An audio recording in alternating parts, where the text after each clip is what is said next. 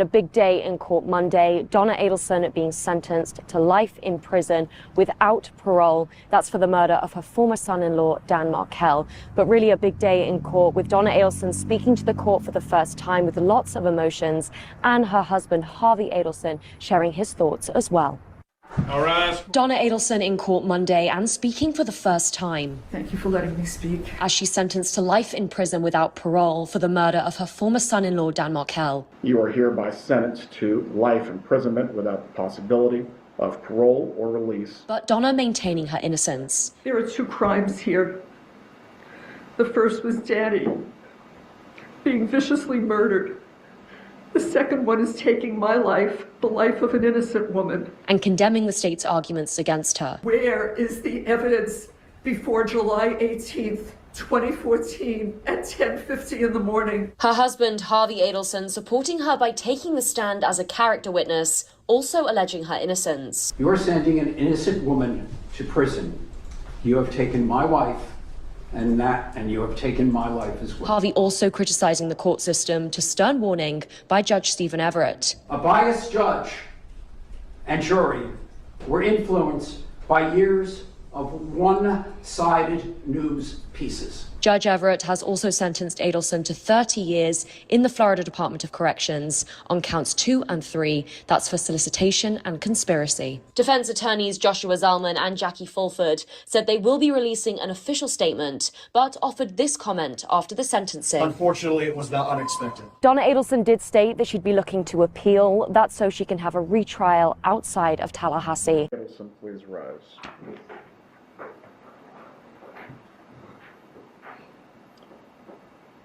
Level of planning and coordination to bring the murder of Professor Markel to fruition was significant in this case. These were not crimes of chance or opportunity, and these crimes also required you to conspire with your son and others. You certainly can choose to deny your involvement and maintain innocence. The court finds the evidence in this case is clear. You will be sentenced accordingly this afternoon. The jury has found you guilty on charges of first-degree murder, conspiracy to commit first-degree murder, and solicitation to commit first-degree murder, and the court previously adjudicated you guilty as to these same charges on September 4th of this year. On count 1 of the indictment for first-degree murder, you are hereby sentenced to life imprisonment without the possibility of parole or release pursuant to sections 782.04 and 775.082 sub 1 sub a Florida statutes. On count 2 of the indictment, conspiracy to commit first-degree murder, you are hereby sentenced to 30 years in the Department of Corrections that will run consecutive to count 1. The court will also sentence you to 30 years in the Department of Corrections on count 3. Counts 2 and 3 are to run concurrent with each other, but consecutive to count 1. As to the fees and costs, the clerk can please announce those at this time.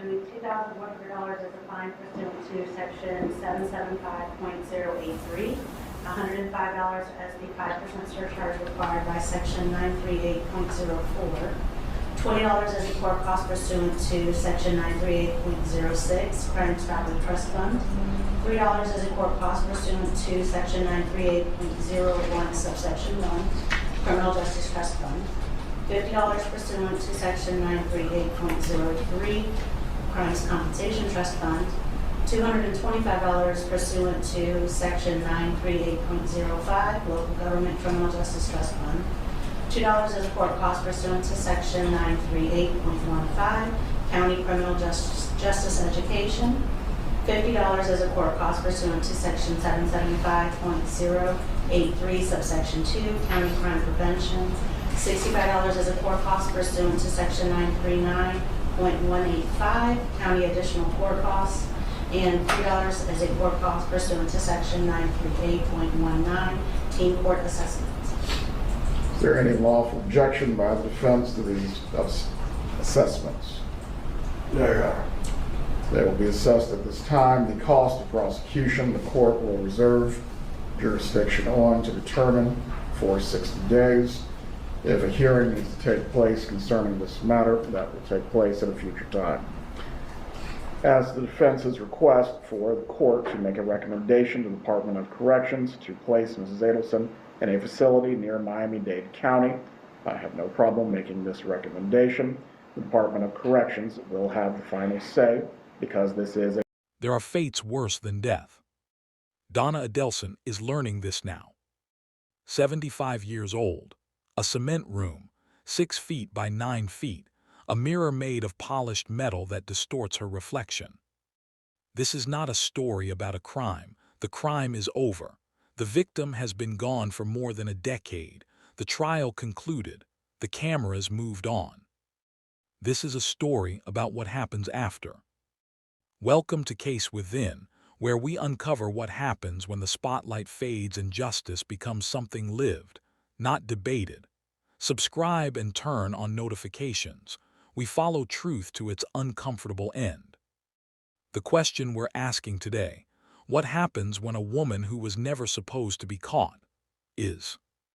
Donna Adelson was not a killer. She never held a gun, never pulled a trigger, never fired the bullets that killed Dan Markel in his Tallahassee garage on July 18, 2014. She didn't need to, because the person who gives the order never has to get their hands dirty. 73 years old when the FBI surrounded her at Miami International Airport, November 13, 2023, one-way tickets to Vietnam in hand, bags packed, no return date. An exit plan.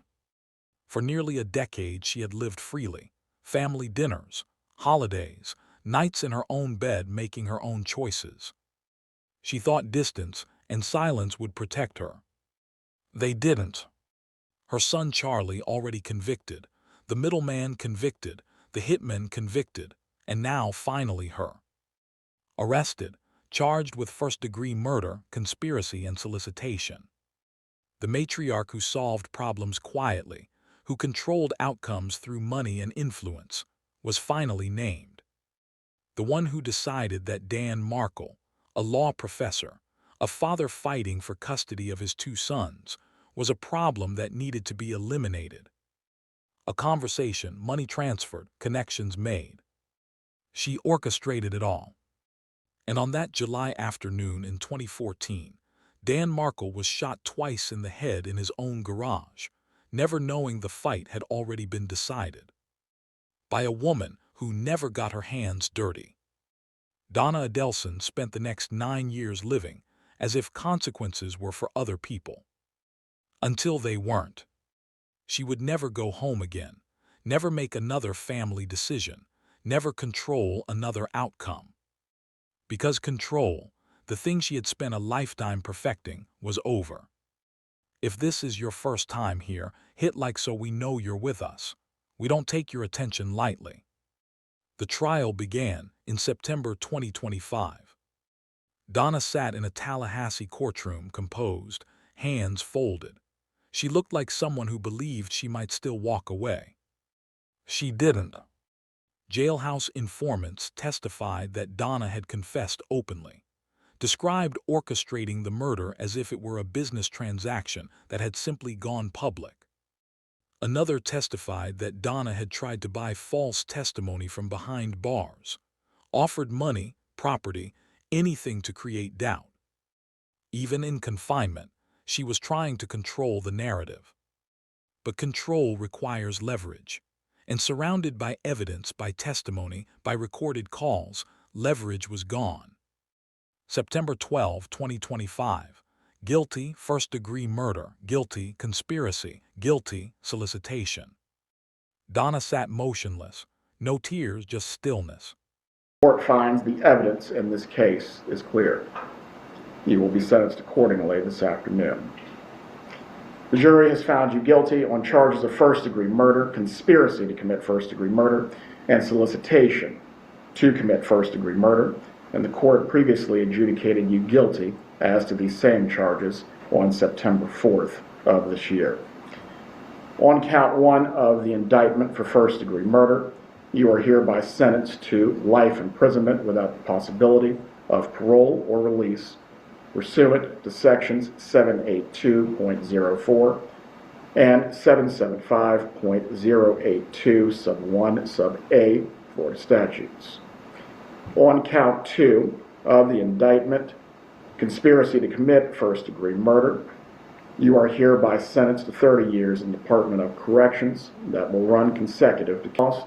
The clerk can please announce those at this time. And the $2,100 is a fine pursuant to section 775.083. 1 month later, sentencing.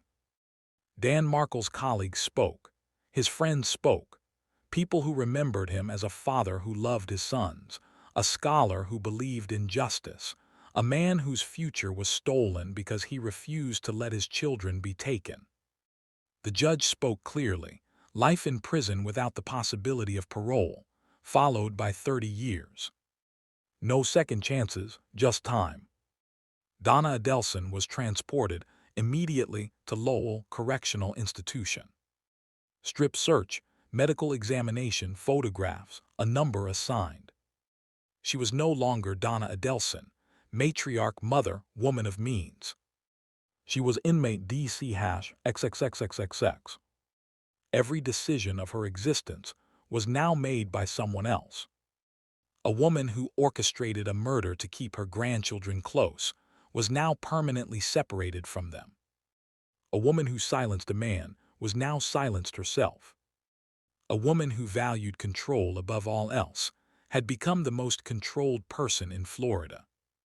What do you think justice looks like here? Drop your thoughts in the comments. We read them all. 5:00 a.m. Wake-up call, fluorescent lights, sudden, harsh. She rises slowly. Arthritis, joint pain, the aches of age on a thin mattress. Cold water, industrial soap, a distorted reflection. Stay-tissued clothing, blue, shapeless, no distinction. Breakfast at 6:00 a.m. A crowded hall, metal trays, she eats. She does not make eye contact. Because in prison, attention is a risk. Her cellmate, a stranger. Younger, they share 6 by 9 feet. They share a toilet. They share silence. No privacy, not in sleep, not in hygiene, not in grief. 7 days a week, 52 weeks a year, for the rest of her life. Mid-morning, 20 minutes in a fenced yard. Concrete, chain link, guards in towers. She walks slowly, alone. She is not special here. She is simply old. And age in prison is a liability. She moves slower, tires easily, requires medical attention frequently, the routine indignities of a body breaking down. Phone calls are limited, 15 minutes, expensive, recorded. Her husband Harvey, if he answers. Her daughter Wendy, if Wendy will speak. Her grandchildren, teenagers now, who barely remember her. The calls are brief, stilted, painful. Mail arrives occasionally. Legal documents, appeals, paperwork. No birthday cards, no photographs. She filed an appeal in November 2025, challenging rulings, evidence, the conviction. But appeals take years, and even if successful, where does that lead? Back to evidence that hasn't changed. The appeal is not hope, it's procedure. And in the meantime, time passes. Days into weeks, weeks into months. Every day identical. Monotony is the punishment, not violence, just sameness. And the knowledge that this will continue tomorrow, next month, next year. For the rest of her life. That's why this channel exists. We stay when others move on. Subscribe and share this with someone who thinks about justice the way you do. The media coverage was significant for a week, maybe 2.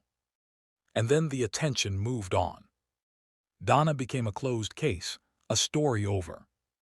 Except it's not over for her.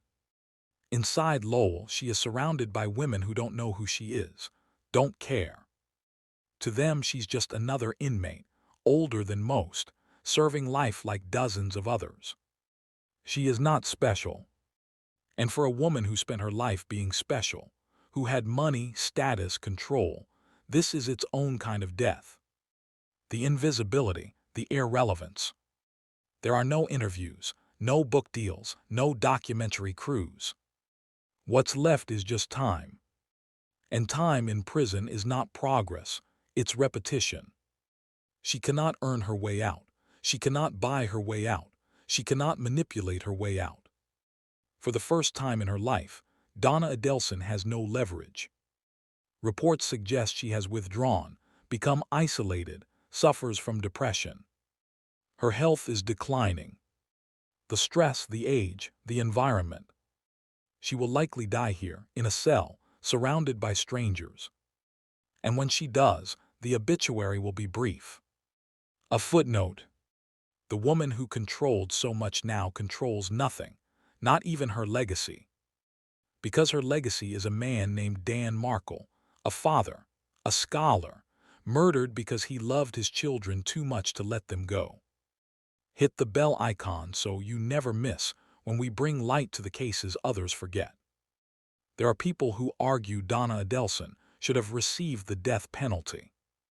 But here's what the death penalty would have meant: years of appeals, isolation, and then eventually an injection, unconsciousness, death. Swift, final. What she has instead is worse. She has time. Decades if she lives, years of waking in the same cell, eating the same food, watching her body fail, watching the world continue without her. She will never hold her grandchildren again, never sit at a family dinner, never make a decision that matters. She will age, sicken, weaken. All in a 6x9 cell. Every morning she wakes knowing nothing will change. Every night she sleeps knowing tomorrow will be identical. The death penalty ends, this does not. She is fully aware. She knows what she's lost. She knows her grandchildren are growing up without her, that her daughter may never forgive her, that her son is in prison because of choices she set in motion. She knows that Dan Markel's children are growing up without their father. Because of her. And there is no undoing that. Justice is not satisfaction, it's permanence. Dan Markel is permanently gone, and Donna Adelson is permanently here. In 2026, she is still alive, still incarcerated, still unknown to most. She wakes every morning at 5:00 a.m., eats breakfast, walks a fenced yard, returns to her cell, waits. For what? For nothing. Because there is no parole, no second chance, no redemption. Just time. And time for Donna Adelson is the punishment, not death. This is what we uncover at Case Within, the long, quiet aftermath. If this resonated, leave a comment. Tell us what case we should investigate next. Subscribe. Share this with someone who needs to understand that justice isn't always dramatic. Sometimes it's just daily. We don't chase headlines. We follow stories to their ends, and sometimes there is no end, just time. Dan Markel was a law professor at Florida State University. He wrote about criminal justice, about the philosophy of punishment. He was a father to 2 boys who loved him. He had plans, cases to argue, articles to write, birthdays to celebrate. He had a future. That future was taken in a garage in Tallahassee on a July afternoon in 2014. Not by passion, not by accident, by decision. Donna Adelson made that decision, and now she lives with it. In a cell, in silence, in the knowledge that the rest of her life will be spent where no one remembers who she was, only what she did. There is no redemption here, just truth. Dan Markel's children are growing up without their father. Donna Adelson will die without her freedom. And neither will ever change. Some prisons have bars, others have calendars. Donna Adelson has both. Until the next case, stay curious, stay critical.